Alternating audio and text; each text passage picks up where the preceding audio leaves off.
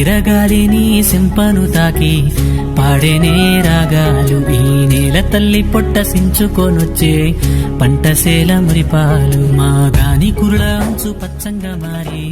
మెరిసిపో అందాలు ఆ కొండ కోనలల్లా పొద్దు పొడవంగా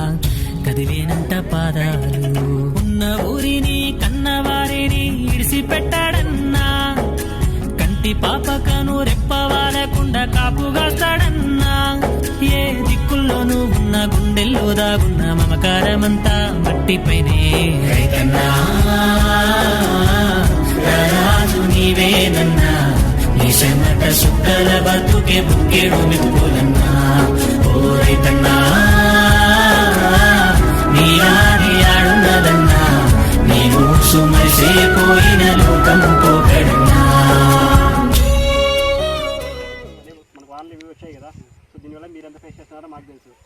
మీరు పండించిన మేము తింటున్నాం అట్లా అనమాట. సో మీకున్నవి మీ సమస్యలు కానీ ఇవి ఏమైనా మాకు తెలిస్తే సో మా ద్వారా ప్రభుత్వానికి అందిస్తాం.